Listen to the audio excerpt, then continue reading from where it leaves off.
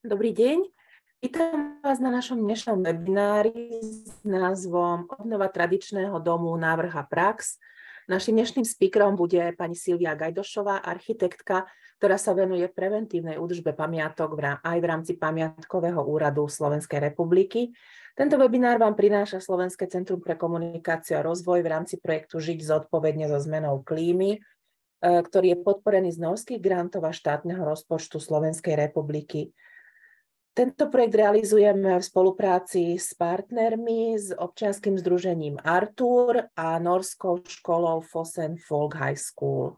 Moje meno je Klára Totová, som manažérkou tohto projektu.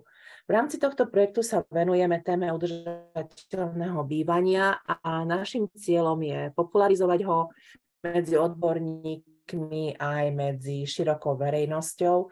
A s týmto zámerom vám vlastne teraz už druhý rok prinášame každý mesiac takéto webináre ako rozhovory o ekostavaní a ekobývaní.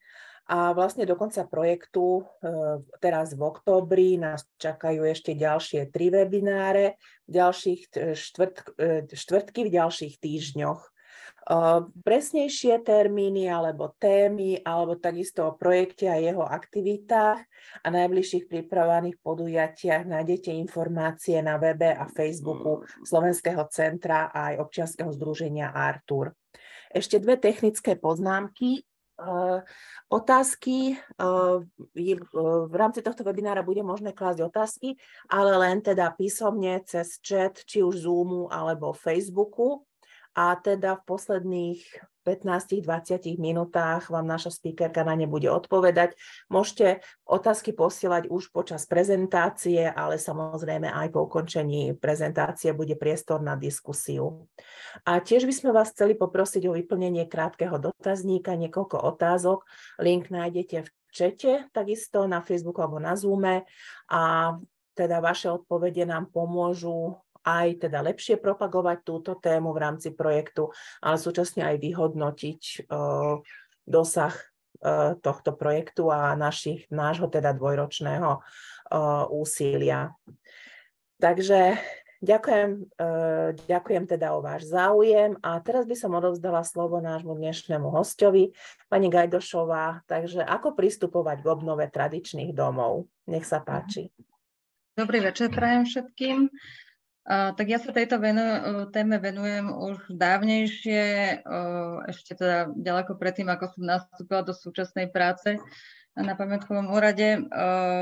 Vlastne aj tým, že som študovala na Fakulte architektúry tú ekologicky viazanú tvorbu a následne sme si aj kúpili hlinený dom, na ktorom som sa učila všetko, čo ma nenaučili vlastne v škole v praxi, takže tam som si to nejako aplikovala tie veci a vlastne na tom pamiatkovom úrade sa to spojilo zase s tými, bolo to obohatené o tú pamiatkovú starostlivosť aj iných objektov a tie postupy, ktoré sa používajú pri pamiatkách, sú často použiteľné aj pri takých bežných domčekoch, kde platia väčšinou také isté zásady.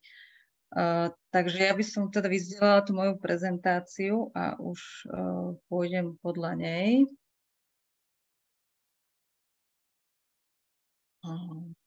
To malo by to ísť, ešte to dám na full screen, ak sa mi to podarí. Takto. No. Takže názov tej prednášky je Obnova tradičného domu, návrh a prax, to je také všeobecné, ale budeme hovoriť aj o súčasnom dopyte po obnove, ktorý je dosť veľký, o hline aj v bežnejších stavbách, v ktorých by ste možno nečakali. Dotkneme sa aj problematiky vlhkosti, pretože to je takmer vždy hlavná téma pri týchto stavbách a aj keď som najskôr mala nachystanú prezentáciu len takú všeobecnú, tak som tam doplnila nejaké veci aj z našeho kurzu, ktorý sme mávali niekoľkokrát v Arture ohľadom vlhkosti takýchto domov a ukážeme aj nejaké 2 príklady aj na vlastnom dome, aj na jednom inom dome, kde sme niečo takéto realizovali. Takže všeobecne k tomu dopytu. Určite to projektanti a architekti cítia, ale možno aj tí vlastníci, že vlastne je veľa teda dôvodov, prečo je taký zvýšený záujem. Sú to bežné tie osobné dôvody, že ľudia hľadajú to trvalé bývanie, často sú tie pozemky s tými starými domami stále lacnejšie, alebo ľudia už sú ochotní ísť aj niekde ďalej, prípadne ak majú prácu z domu. Aj tá pandémia a vlastne tá práca z domu, alebo to, že človek bol niekde zavretý v byte, vlastne spôsobila ten nárast záujmu o to, aby aby ľudia mali nejaké to zázemie aj iné ako bytové, čiže naozaj tie domčeky sa zrazu dosť tak poosýtali v rukách ľudí a teraz niektorí nevedia, čo s tým majú robiť. Často je to aj vďaka takým kurzom rôznym permakultúrnym, ekologicky zameraným, sa tam tí ľudia postretajú, posúvajú si informácie a to sú väčšinou ľudia, ktorí keď získajú takýto domček, tak už sú nejako tak naladení, že keď to poviem z pohľadu architekta, že sa s nimi tak lepšie pracuje, ľahšie sa im odovzdávajú tie informácie. Ale zároveň máme teraz aj také vonkajšie vstupy, ako určite ste zaznamenali rôzne dotačné schémy a granty na to vlastne znižovanie energetických na propagáciu nejakých úsporných riešení, na znižovanie spotreby energie a tak. To už oslovuje oveľa širšie publikum. Tým samozrejme tá úspora tých financií, kde sa potom niekedy ťažko im presadzuje to ekologické hľadisko, ale aj tam sa to dá podsúvať. Potom aj z plánu obnovy boli nejaké granty aj na väčšie stavby, aj na tie, teda teraz rodinné domy, už myslím, že nejaká 3. či 4. výzva. Čo je niekedy škoda, že tam sa naozaj berie iba tá väčšinou do úvahy len tá energetická efektivita, ale ono aj tie materiály by sa mohli zamieňať aj za nejaké ekologickejšie. Ale teda, čo sa týka dopadu na klímu, tak vlastne toto je ťažko zhodnotiť finančne niekedy, ale je to aspekt, ktorý vlastne my trošku propagujeme, že aj pri tých tendenčných prestavbách sa to dá alternovať trošku inak. Ja keďže sa venujem tým hlineným domom, tak mnohé z týchto objektov, ktoré sa vlastne dostanú do rúk aj úplne bežným ľuďom, ktorí nikdy nemal nejaký extra záujem, že možno by radšej ten dom zbúrali, ako obnovovali, ale tak keď už je tá dotácia, tak často sa tá hlina objavuje aj v takýchto domoch a vlastne tie nesprávne alebo úplne tendenčné postupy nie sú úplne vhodné. Toto je len tak z rýchlika, že veľmi veľa financií na to už bolo vlastne ako keby alokovaných a ten dopyt, tá horná výzva, to je tá pre tie väčšie stavby, bol až trojnásobný, ako vôbec boli na to financie. Dolu je zase tá výzva na tie rodinné domy, až teraz tam vidím nedávno, pred pár dňami, že je tam prijatých formulárov až 10 000, čo predtým nebolo. Taký veľký záujem o prestavby. Ľudia s tomu pristupovali veľmi pragmaticky, ale teraz vlastne sa tak tlačí na to energetické efektívňovanie. Ale teda, ak sa tam vyskytuje tá hlina v tom objekte, tak zalepí to polystyrenom a tak nie je vždy vhodné a vlastne môže to byť vlastne takmer nikdy to nie je vhodné a môže to viesť neskorším problémom. To je ešte taký všeobecný úvod, ja to rýchlo preletím. Páčilo sa mi, že reagovala na to aj Slovenská komora architektov tou súťažou, vlastne, kde zadali súťaž presne v znení tej výzvy na tú obnovu rodinných domov, na tie energetické úspory. A zadávali tam aj také typické domy, z ktorých som vybrala, teda mne sa páčilo, že tam zadali aj ten Gánkový dom a dom s prejazdom, lebo práve tieto dva typy domov sú veľmi často, majú to gro, ten základ aj z hliny. Teda bežne sa s tými domami stretávam. Často boli potom ako pristavované, ale ľudia tam nezriedka nájdú nejaké 2-3 miestnosti centrálne práve z tej hliny. No ale ľudia stále tej hliny neveria a tým, že sa to teda dostalo aj do takého širšieho povedomia, nie len tých nadšencov, ktorí vlastne už s tým rátali, ale s tým minimálne o tom počuli, tak keď takí bežní ľudia sa prejdú, kde si tu aj po južnom Slovensku, ale kade-táde vlastne naozaj tá hlina sa vyskytuje viac menej po celom Slovensku, akorát v rôznej miere, tak ak si všimnú, že ten dom je z hliny, tak preto, že tá hlina je niekde odhalená a vtedy už je vlastne problém. Takže preto aj nedôverujú, lebo vidia takéto stavy tých hlinených domčekov, že stačí, že tam tečie a už je problém. Vlastne to je jediný problém tej hliny, dá sa povedať, že je tak citlivá na tú vodu, ale pokiaľ my tú hlinu máme v suchu, tak často ľudia až pri nejakých búracích práciach zistia, že ten dom má nejaké nepálené tehly alebo nejaký takýto materiál. Takže síce takéto obrázky to odrádza, ale je to len nedostatok údržby a starostlivosti o ten dom. Naozaj to nie je vada toho materiálu, takže sa toho netreba báť, ak ste sa s tým náhodou ešte nestretli. Skôr tie domy, máme to overené časom, že oni tu fungovali alebo stoja cez 100 rokov, aj 150 rokov a nemajú problém, myslím staticky teraz, pokiaľ neboli nejaké zásadné, tak pokiaľ tam bola nejaká údržba, pokiaľ tá voda bola odvedená z pozemku, tak plus minus tie domy sú vlastne overené časom, že ten materiál ako nám len tak z ničoho nič nedegraduje. A je to veľmi lacný, čo sa týka nejakých emisí CO2 vstupných nákladov a takto je to vlastne úplne že najlacnejší nosný materiál pravdepodobne. No, poďme ďalej.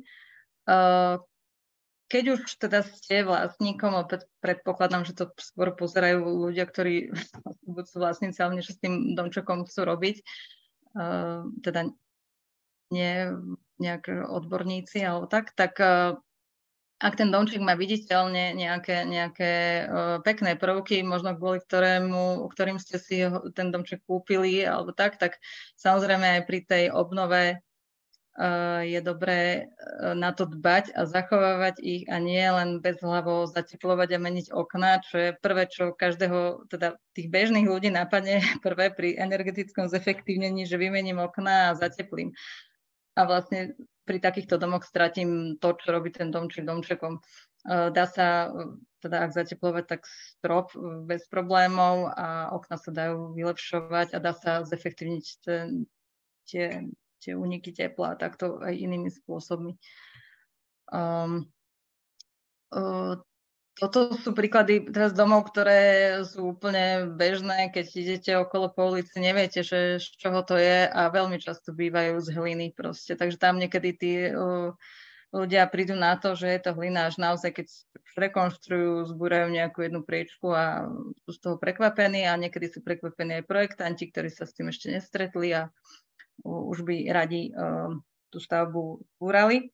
Keď som rozmýšľala nad tým, že aké hodnoty má aj takýto dom, že dobre, nemá to tie krásne okienka alebo drevené stropy a tak, ale z ekologického hľadiska je to stále množstvo materiálu, ktorý tam je zabudovaný, na ktoré sa už vynaložilo množstvo energie len pri výrobe, pri dovoze, pri doprave, veľmi veľa energie tej práce vlastne tých ľudí je tam zabudovaná, ktorí to museli postaviť a vlastne keby ste to chceli zbúrať, tak zase ich z kontajnerov musíte vyviesť preč. Samotná tá hodnota spočíva v tom, že už to tam stojí, už to zaberá to miesto a ten materiál má v sebe zabudovanú hodnotu, čo sa málo kedy zohľadňuje pri tých nejakých výpočtoch alebo tak, len to si musí človek tak ako trošku uvedomiť. Ale ono pri tom platení tých kontajnerov a tých odvozov a to predĺžovanie času vlastne prestavby môže závažiť, pretože vy ak opravíte strechu, môžete tak všetko vykúchať a takto, tak vlastne máte už zakrytú stavbu a môžete pracovať. Kdežto keby ste to mali zbúrať, tak ešte ste len pri základoch a v porovnaní s tým, že keď to necháte, tak máte tam tú hrubú stavbu. Aj keď samozrejme treba s ňou pracovať, ale je tam. Pri tej hline treba, keď sa tam teda tá hlina objaví, niekedy tak akože nechtiac pre tých majiteľov, tak stačí, treba dbať na to, že či je v suchu alebo vo vlhkom prostredí, lebo sú aj objekty, kde nie je žiaden problém. To je jedna vec. A druhá vec, že tá statika, tým, že tie stavby sú overené časom, samozrejme, ak tam nejaké trhliny a takto treba to dať posúdiť statikovi, že prečo, ale v princípe tá tie nepálené tehly sú porovnateľné nosnosťou ako pálené, tam je problém s tým, ak by bolo zaťažené nejaké bočné. Že by to nebol klasický krov, ktorý tlačí dolu, ale že by bol nejaký novodobý, ktorý vlastne by potreboval veniec stužujúci a ten dom veniec nemá, že by to roztlačalo. Čiže pokiaľ sa zachová ten tlak iba dolu, tak nie je problém. Ale vlastne názov prednášky som si teraz uvedomila, že je vlastne tradičný dom, či to môže byť okrem nepálenej tehly je to pálená tehla, kameň a tak, a tam vlastne platí väčšinou to isté, lebo tieto domy väčšinou nemali hydroizoláciu a nemali vence. Takže aj tak sa bavíme vlastne dokola o tom istom. Čiže pokiaľ ja zachovám ten tlak iba dolu, ak budem chcieť zateplovať, tak zateplujem paropriepustnými materiálmi, ak tam nie je tá horizontálna hydroizolácia a ak dávam nejaké povrchové úpravy, omietky, nátery, tak by mali byť tiež paropriepustné. To sú také všeobecné zásady. Jasné, že sa to môže niekde porušiť, keď sú vhodné podmienky, ale všeobecne toto platí. Toto je len taký rýchly príklad jedného domčeka, čo vlastne projektovala Zuzka z Krátery spolu so mnou, pretože to v obci, kde ja bývam. Tak som trošku pomáhala majiteľom pri realizácii. Vlastne boli to úplne bežní ľudia, ktorí vlastne nejako nemali žiadne extra financie navyše. Išli do toho, že idú teda ten domček obnoviť, nemal nejaké extra veci, ktoré by chceli oni zachovať, proste naozaj riešili svoju bytovú otázku, potrebovali bývať a potrebovali ten priestor mať pre seba nejako priateľný. Boli tam, toto je čosi z projektu, vlastne boli tam minimálne búracie práce, to sú tie žlté časti, vlastne naozaj sa dá len drobnými zmenami tá dispozícia úplne zmeniť. A ešte to som vlastne chcela povedať, že pokiaľ ten domček nie je nejaká pamiatka, že tam nechcete zachovať vyslovene tú nejakú typickú dispozíciu, že z toho nechcete mať taký ten niečo ako skanzenie, alebo proste, že nie sú tam tie hodnotné prvky, ktoré ste nechcete dodržiavať, ale potrebujete to na trvalé bývanie s nejakými parametrami, ktoré potrebujete mať lepšie, ako bolo v minulosti, tak pri tých domoch, ktoré sa možno zdá, že sú také úplne obyčajné, tak tam vlastne môžete si urobiť akékoľvek zmeny dispozičné a dá sa to proste. Vtedy sa aj nebať niekedy zavolať fakt toho architekta, ktorý to tam možno vidí lepšie, niekto si nevie predstaviť, alebo že ako to tam zväčším, môžem vybúrať otvor, nemôžem. Tí odborníci to vedia a tuto sme mali napríklad príklad, že tejto časti, teraz neviem, či je vidno môj kurzor, dúfam, že áno, vľavo hore tie dve miestnosti s tými priečnými trámami, tak tie potrebovali prepojiť a bola to pritom nosná stena, ktorá niesla tie trámy, ale proste s ostatíkom sa to vymyslelo, akým spôsobom a prepojilo sa to. Zase svojpomocne si takéto veci by si ľudia nemali len tak sa púšťať do nejakých nosných častí, takže ten projektant alebo architekt vie navrhnúť aj nejaké iné veci. Vlastne potom tie žlté, červené veci sú nové, čiže bolo navrhnuté, samozrejme teda, tuto nebol problém so zateplením. Niektoré časti museli byť zateplené znútra kvôli tomu, že to nedovolovala povaha strechy alebo od susedov vlastne priestor. Čiže sa to nejako kombinovalo aj vnútorné zateplenie vonkajšie, to ešte nie je zrealizované. Zateplil sa strop a ďalšie veci si ukážeme na ďalších obrázkoch. Čo sa týka tej hliny stavbe, zrovna v tomto domčeku to bolo tak, že to, čo je modrým, vlastne bola tá hlinená staršia časť a ostatné boli pristavované veci. A čo sa týka vlhkosti, vlastne tento dom nemal žiadnu hydroizoláciu. A tie červené časti, čo sú to, boli dostávané časti z pálených tehál, ktoré na prvý pohľad zdali, že tie budú tie, kde nebude žiaden problém, ale práve na nich bol jediný problém, na tých hlinených častiach nebol, pretože tieto, myslím, že to tu mám na ďalšom slajde, to vľavo hore to bola dostávaná stena, dokonca odhydroizolovaná v tej časti, ktorá je tuto predtým vľavo dolu. To bola kedy ako taký asi prejazd v pôvodnom dome, potom už prešiel nejakou prerábkou. Tak síce je to na hydroizolácii postavený múr, ale veľmi to tam kondenzuje, sú tam také nelogické flaky, pravdepodobne sa použili nejaké zasolené tehly kontaminované, ktoré vlastne stále nastávajú tú vlhkosť, takže tam bol problém a takisto v tej druhej časti boli to nejaké hospodárske priestory, nevieme presne, že či kvôli tomu, alebo boli použité tehly z nejakých hospodárskych priestorov zasolených, ako náhle tam dali hlinenú omietku, tá vlastne nikdy nevyschla, takže ide dolu a ide tam najskôr obetovaná vápená omietka a uvidíme, že či sa to bude dať nejako, či to bude stačiť. Čiže samotná hlina v tom objekte problém nebola, skôr boli problémové tie iné dostavby z nekvalitných materiálov, aj keď pálených.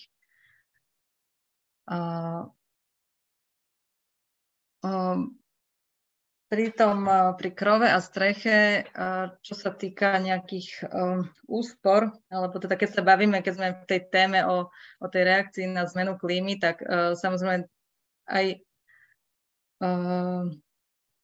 ten krov veľmi často môže ostať. Ľudia ho väčšinou dávajú dolu vtedy, keď sa rozhodujú, že musia zobydniť podkrovie a tam je malá podchodná výška a tak ďalej.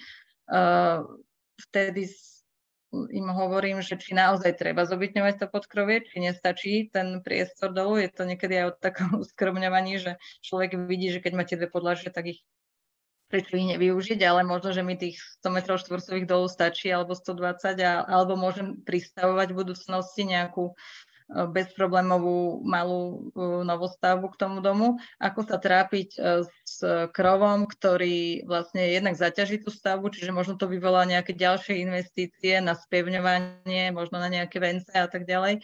Takisto je to kopec odpadu, ktorý nemusí byť, lebo tie krovy veľmi často sú v poriadku, prípadne tam stačilo nejaké drobné výmeny.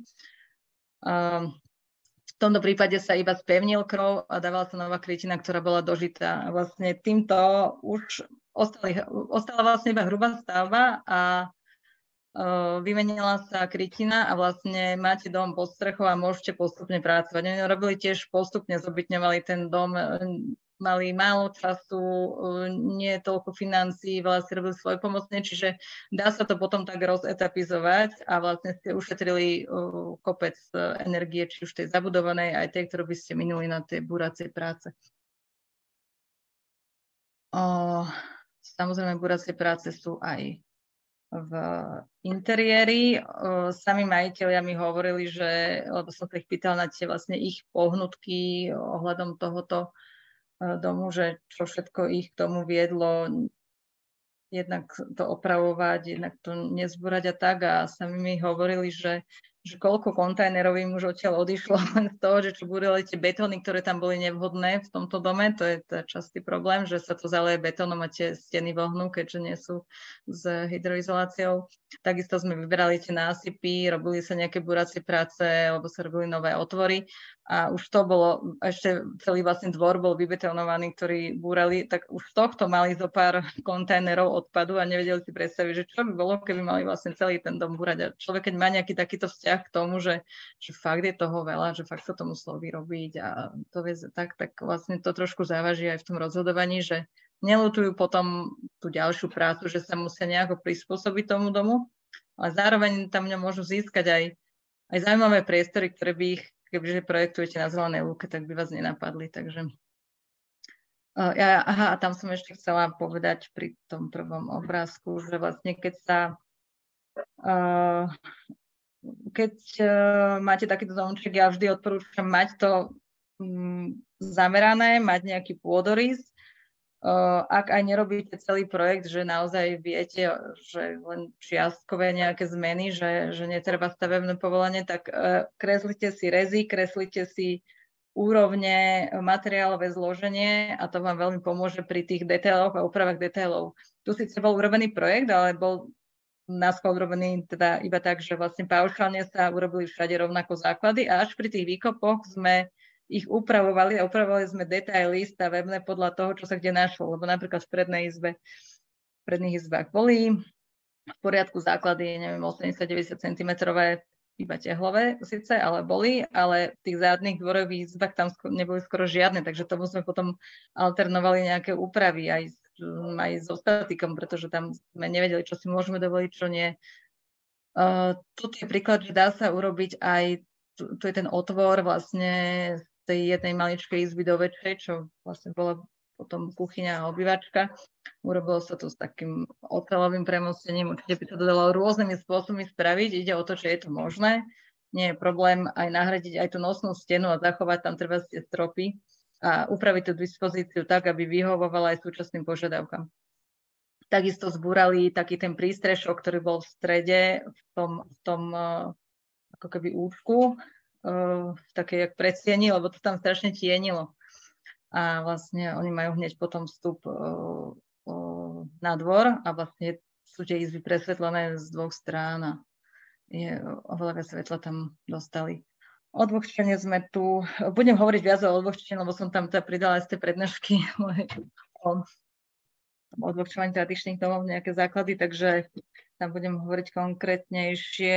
Riešili sme to z interiéru, takže sa vybral ten vlhký násyp, nahradilo sa to penosklom, ktoré nevzlína vlhkosť a zároveň aj teplo neizoluje, čiže na zefektívnenie toho štandardu vo vnútri, alebo teda zlepšenie štandardu je to výhodné, kebyže máte len nejakú chalupu, tak stačila by nejaká štrková vrstva, ktorá to vlastne preruší vzlínanie, prípadne pri stenách sa to dá aj hlbšie vykopať, ale teda nikdy nie pod základovú škáru. A bolo tam nejaké navrhnuté nejaké odvodnenie. Bol tam kopec detailov, ktoré ešte ani nemajú akože doriešené, proste je to ešte domček v procese, čo sa týka exteriéru. Pri akýchkoľvek domoch sa nevyhnete inžinierským sieťam, ktoré proste treba všade, treba nejako vykopať.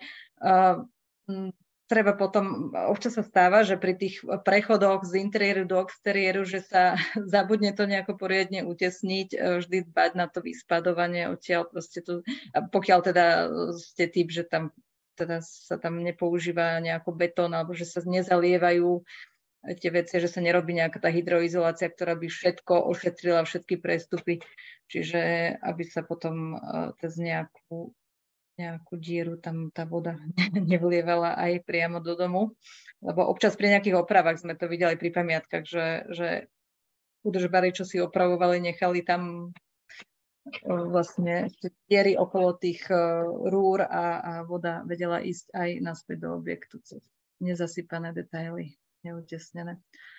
Aj pri týchto veciach sa dajú robiť alternatívy nejaké, napríklad tuto majitelia majú rákosovú trstinovú čistiareň odpadových vôd, teda septik vo dvore a odtiaľ čerpajú vodu do tej čistiarne.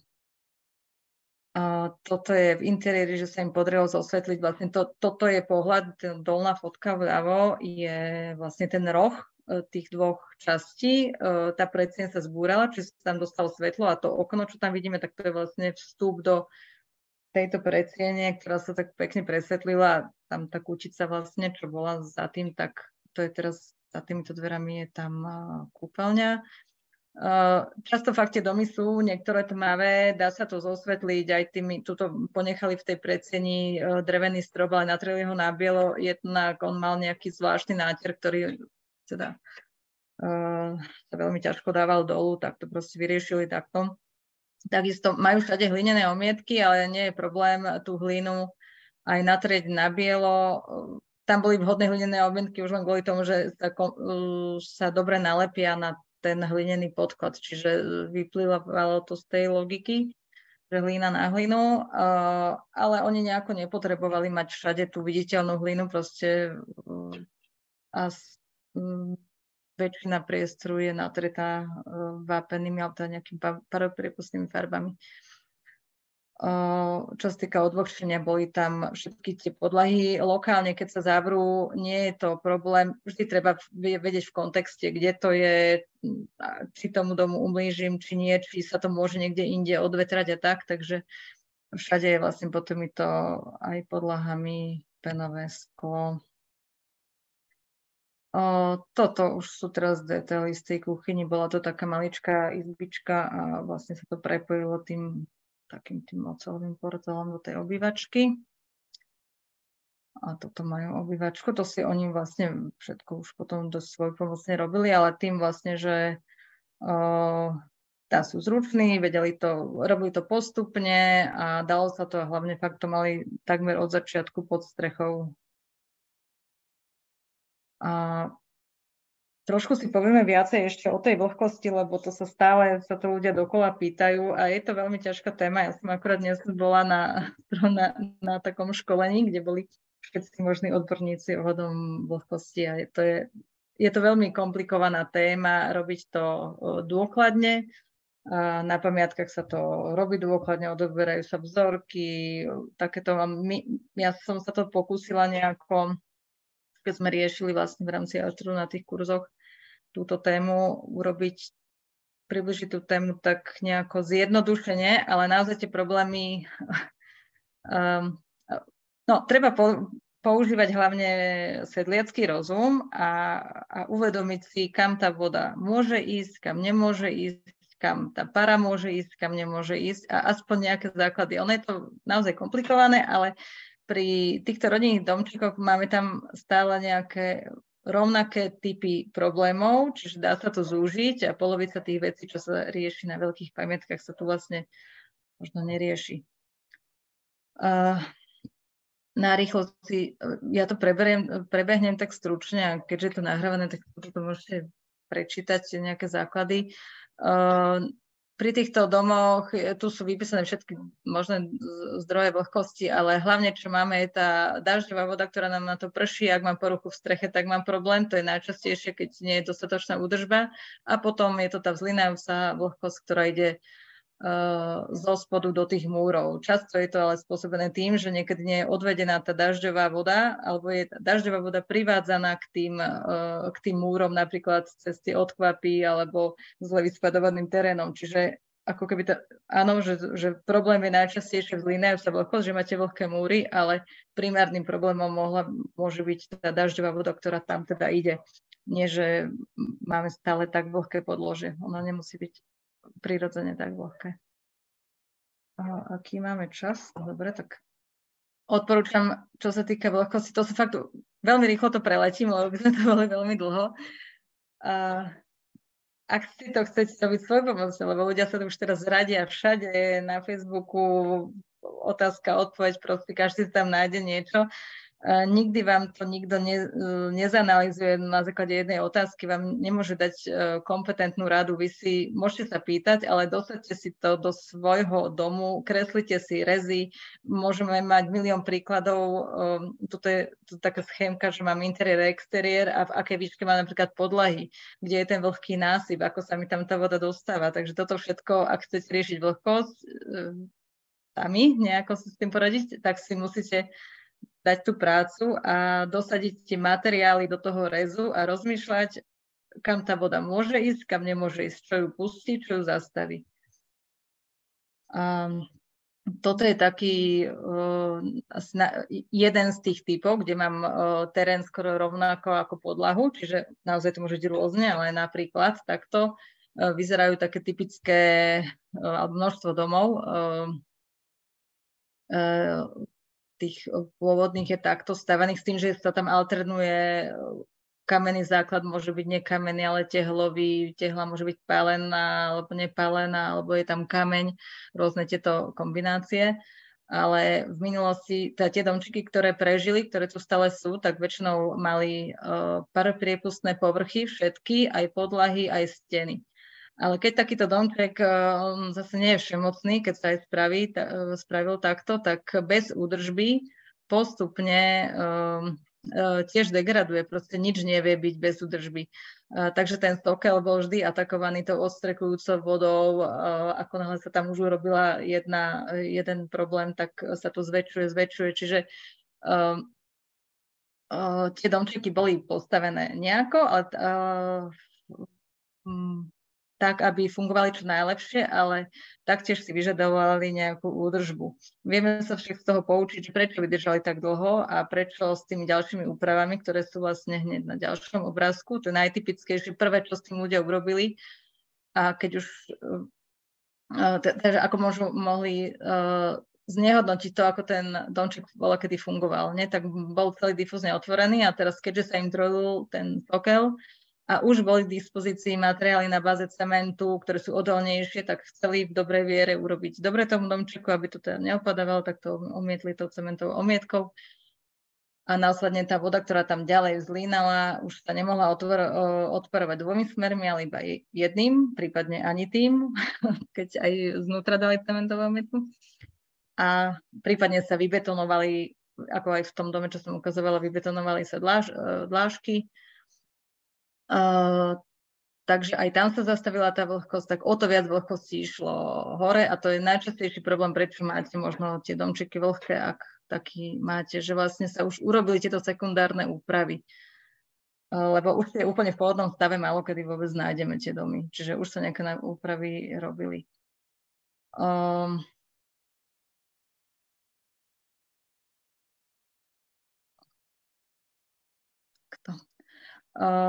To sú nejaké úplne základné opatrenia, bez ktorých je zbytočné robiť nejaké radikálne úpravy, podrezávania, neviem čo. Proste najprv vy potrebujete znížiť odviesť tú vodu, ktorá sa valí k tomu domu, ak je to taký prípad.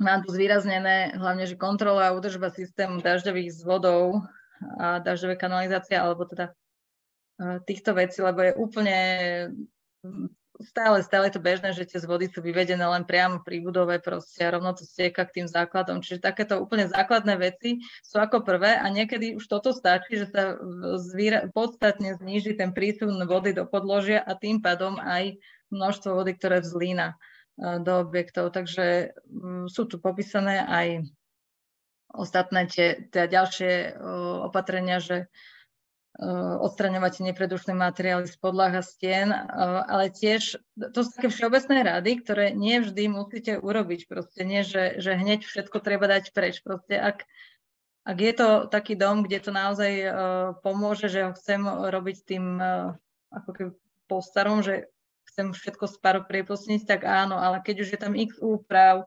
naozaj bolo strašne prácne tie betóny dávať preč, možno, že je na mieste to vtedy podrezávať a vyliať hydroizoláciu a tak ďalej.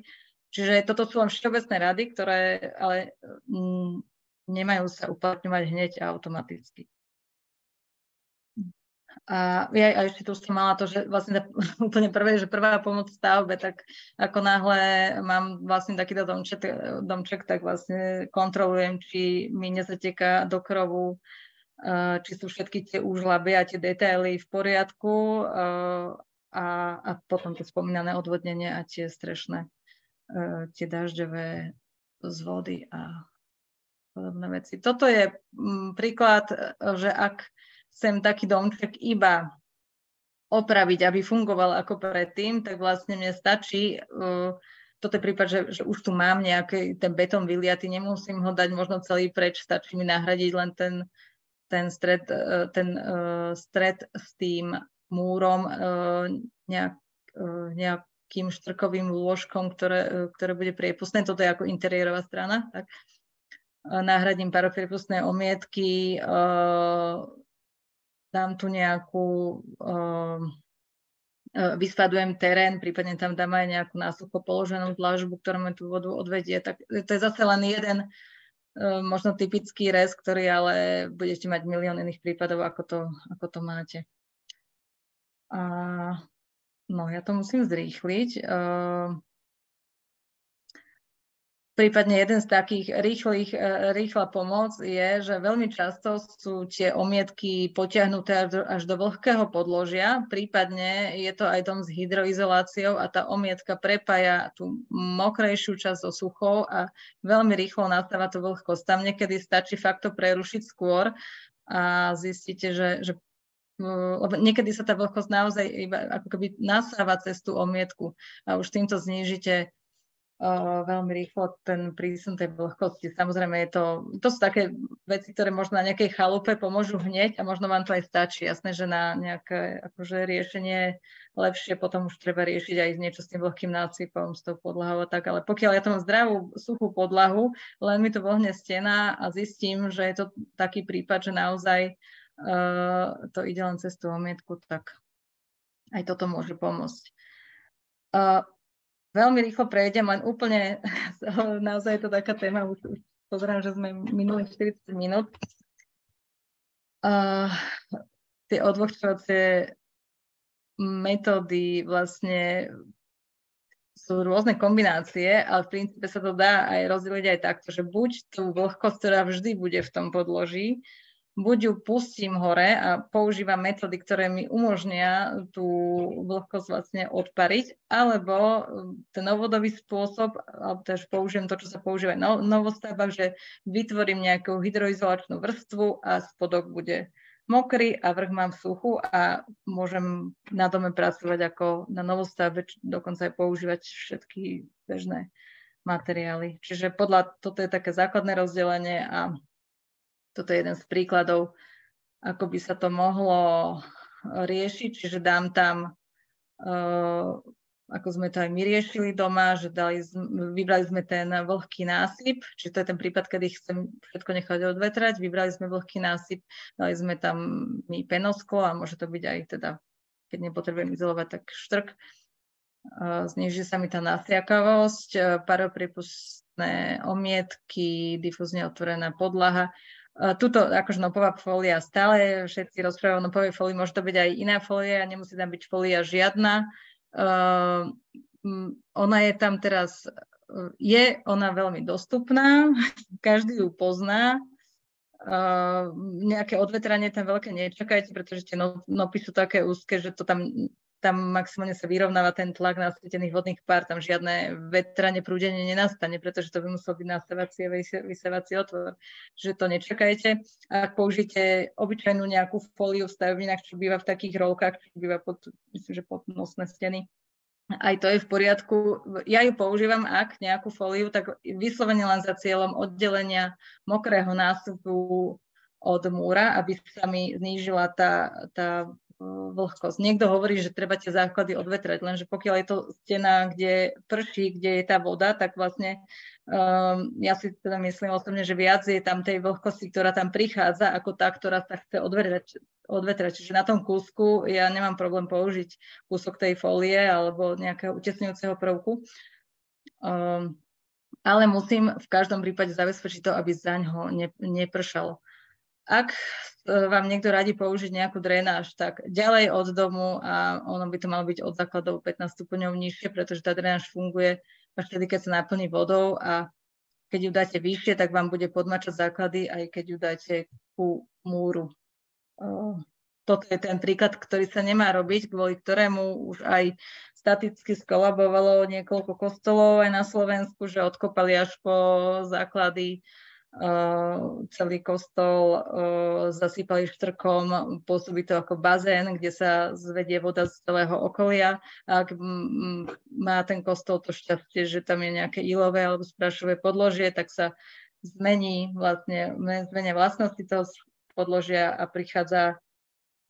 vie prísť aj ku kolapsu vlastne tých stien a sú také prípady. A ešte keď sa urobí aj to, že čo úplne bežne bývate, bežne vidíte, kdekoľvek sa prejdete, že za tú fóliu, pokiaľ tam nie je tá lišta, tak za ňu, keď zatečie voda, ktorá je steká po fasáde, keď tam prší, tak tá sa veľmi, veľmi ťažko odvetráva. Horšie, ako keby tam tá fólia vôbec nebola.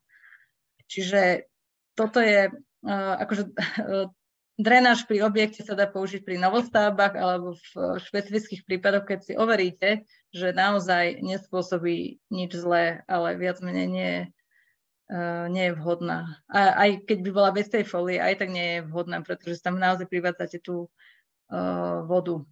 Kde som niekde robila takto drenáž, alebo že sme ju urobili z penoskla, bolo v časti, ktorá bola prestrešená, že tam vôbec nepršalo, napríklad na ganku, ako my to máme. Toto je len úplne stručne, že sú aj iné metódy odvlhčenia nejakými vzduchovými kanálmi, iglutvarnice a také veci, treba to premyslieť.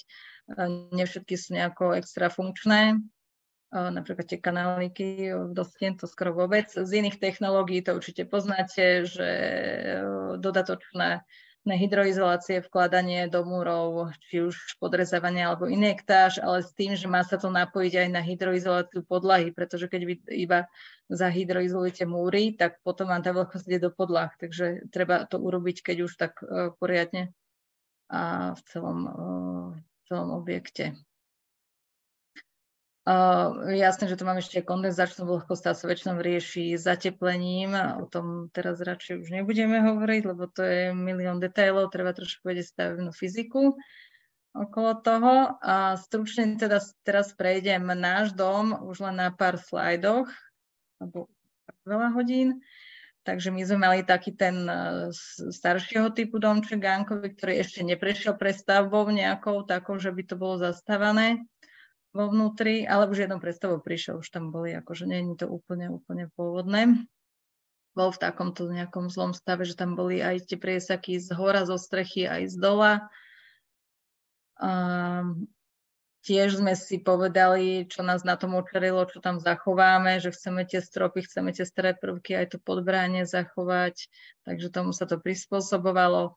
Dispozícia sa menila minimálne, vlastne nám pribudla iba túto jedna priečka, túto vlastne, inak sme nič extra v tom nemenili.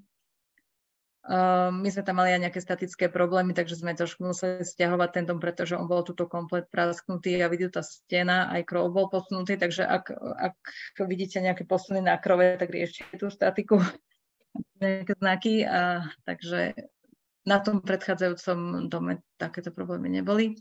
Krov sme zachovávali, boli potrebné len nejaké lokálne výmeny tých poškodených častí.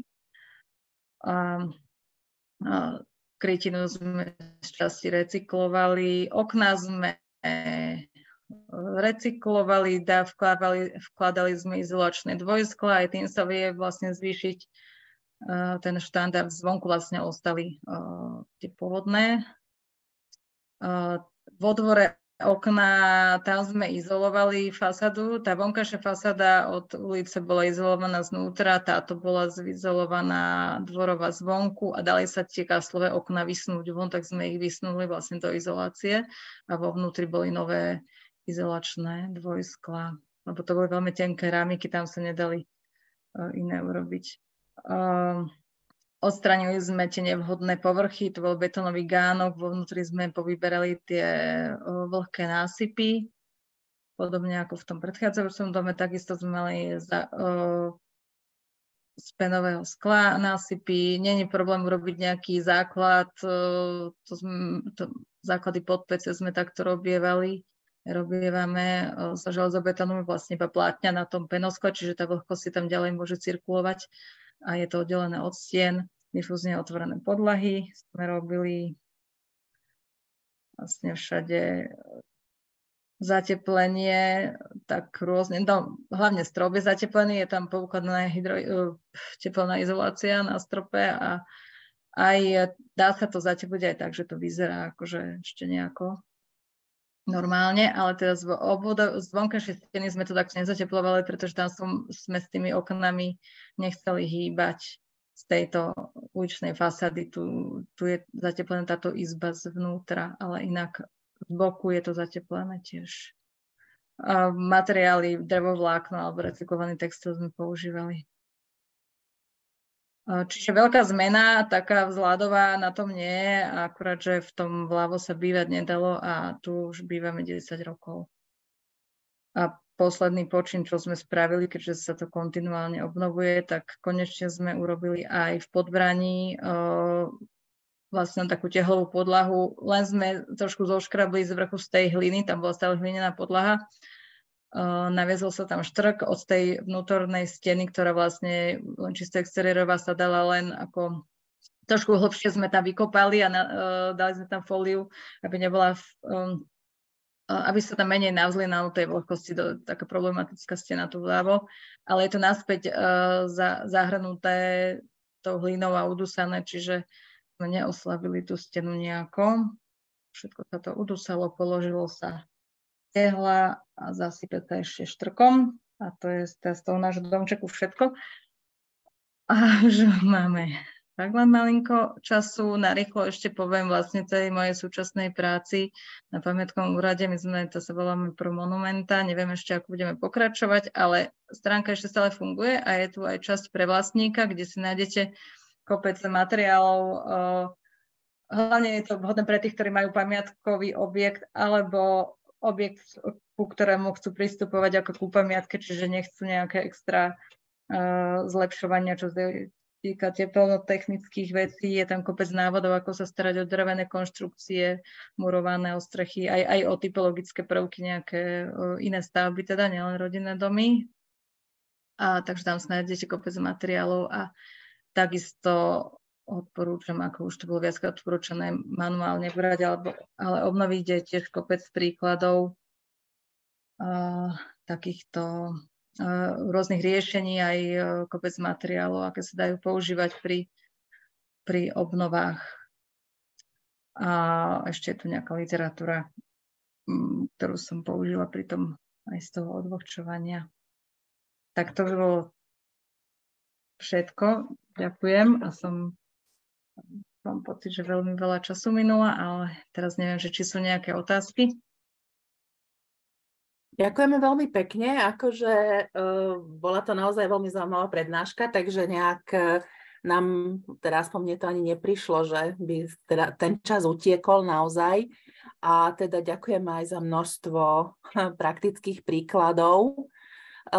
Máme jednu otázku zatiaľ, že teda poslucháč by chcel zachovať pôvodné okná kastlové, no do drážky sa nezmestí izolačné dvojsklo, drážka má 14 mm.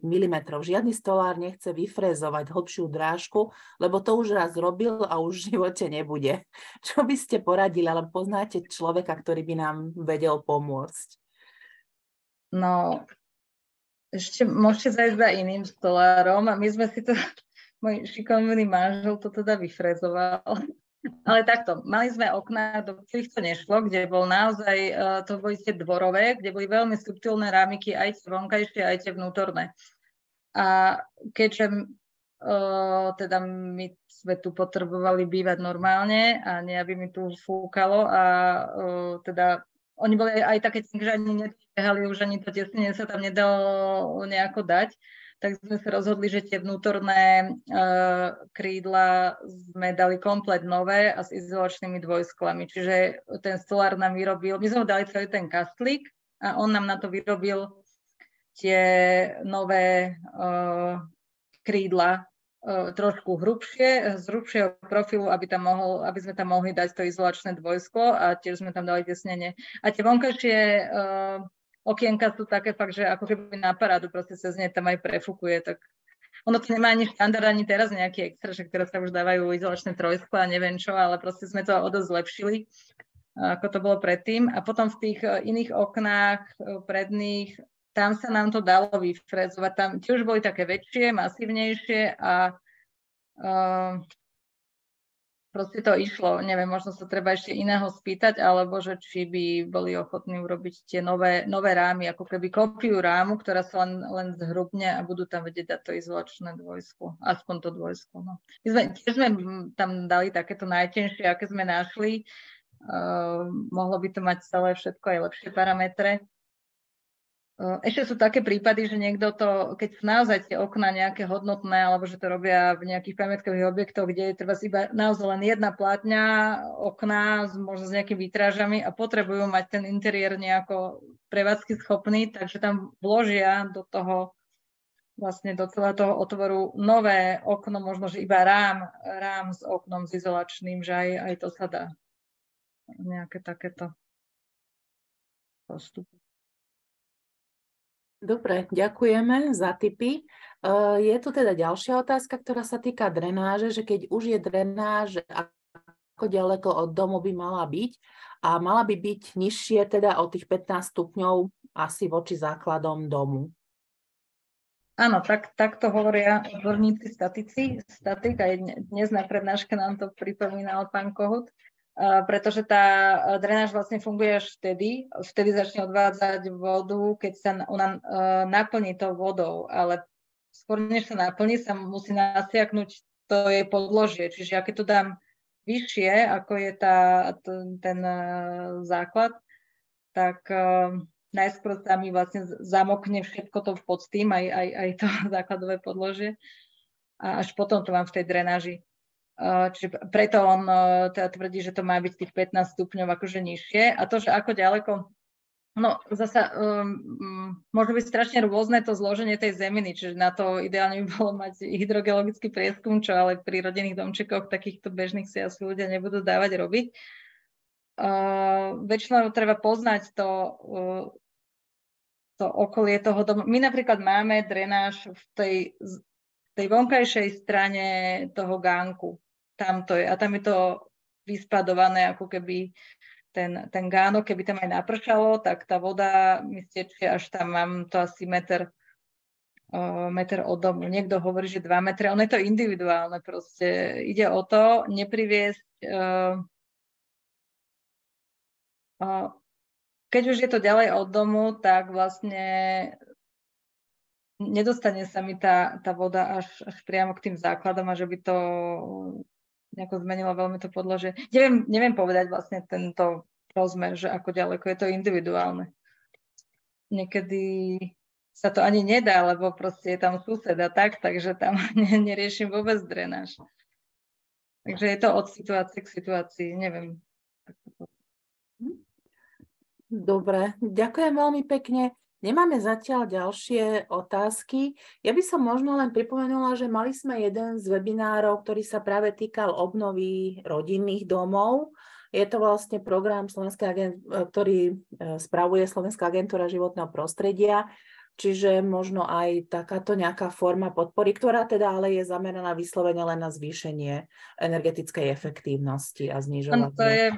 Myslím, že to bolo to obnov dom, akože tie dotácie. A tam ide skôr o to, že že keď už ľudia zateplujú, tak aby si rozmysleli, že čím, že vlastne ak majú ten hlinený dom, alebo teda dom, ktorý nemá tú hydroizoláciu, tak áno, najlacnejšia alternatíva je teda nedať polystyren, ale dať minerálnu vatu alebo sklenú vatu, lebo je difúzne otvorená, ale sú aj lepšie prírodnejšie materiály, ktoré plnia tú istú funkciu, či už je to drevovlákno, alebo aj tie mäkké izolácie, ak sa zabednia, či už celulózová, alebo no teraz už mi vypadávajú slova, ale proste všetky tie izolácie. Ale je to vlastne, všetko sa to dá alternovať vlastne na tie iné materiály. Oni sú možno, niektoré sú drahšie, ale ide o to, jak to človek cíti. A ďalšia aj tá práca s tým, akože dýchať, keď sa reže to tá minerálna vlna alebo sklená, tak to tiež nie je úplne v pohode, čo sa pri tom dýcha. Takisto pri tom, kebyže to raz búrame a dávame dolu, že čo vzniká potom, takže keď si to všetko človek pospája, tak možno skôr nájde tú odvahu ísť aj do tých iných materiálov. Ale vlastne princíp je tiež, my to tiež chceme zatepliť a tiež my sme to zateplovali ten dom, aj keď sa mi páčilo bez zateplenia, lebo teda tiež kúrime a nechceme, aby to išlo do vzduchu všetko, takže sme sa s tým nejako tiež popasovali. Pribudla ďalšia otázka. Robiť pri starom dome s kamenným základom vetrotesnú rovinu vápenou omietkou zvonku nad úrovňou terénu alebo radšej zvnútra difúznou vzduchotesnou fóliou v podlahe. Vetrotesnú rovinu. Áno. Tak ide o to, že či chcete, vždy tá omietka pomôže. ide o to, že či chcete mať priznaný ten kameň zvonku, tak je dobre to omietnúť zvonku, pretože tým vzduchom sa vám tam dostáva aj, teda ochladzuje to tiež tú konštrukciu. Akože určite je dobre to omietnúť, pokiaľ tam nechcete mať ako vzhľadom ten kameň. Keď už tam chcem mať ten kameň, tak potom aspoň vyšpárovať a ako tie vetrotesné, tie roviny, tam asi ide skôr o to, že či ten dom nejako zateplujete alebo nie, alebo keď nie je vôbec zateplený, tak už tie nejaké vetrotesné roviny už až takú rolu. Teda, ako jasné, omietka plní túto funkciu, takže podľa toho, kde ju potrebujete mať. Dobre, tak to už je veľmi špecifická otázka. Ďakujeme veľmi pekne. Čas nám uplynul. Ďakujem našim poslucháčom za záujem a teda aj za vašu veľmi zaujímavú prednášku a veľmi praktickú a všetky tie predstavené príklady. Takže chcela by som teda ešte pripomenúť, že ešte do konca októbra nás čakajú ďalšie webináre vo štvrtky, nasledujúce 3 týždne. A takisto, keďže sa blížime k záveru projektu 19. októbra, bude v priestoroch občianskeho združenia Artur v Hrubom Šúre záverečné podujatie projektu spojené s Dňom otvorených dverí, kde teda budeme prezentovať demonštračný dom, nízkoenergetický, postavený z prírodných materiálov, ktorého výstavba bola podporená v rámci tohto projektu. Takže všetci ste srdečne pozvaní. Pozvánku nájdete na našom webe. V čete som videla, že kolega teda postol náš web. A takisto by som chcela pripomenúť, že aj keď teda domček minidom je postavený, ale z jeho výstavby sme pripravili online kurzy alebo infolisty a príručky, ktoré tiež nájdete už väčšinu zverejnenú, niektoré ešte pribudnú do konca októbra, takisto na našom webe projektovom, na webe Slovenského centra pre komunikáciu a rozvoj alebo na webe občianskeho združenia Artur. Takže ďakujeme veľmi pekne za pozornosť. Ak ešte môžem pripomenúť kratučký dotazník, keby ste nám vyplnili ešte v závere tohto webinára. A ďakujem teda ešte raz našej prednášajúcej a všetkým vám za pozornosť. Ďakujeme, dovidenia, pekný večer. Ďakujem, dovidenia.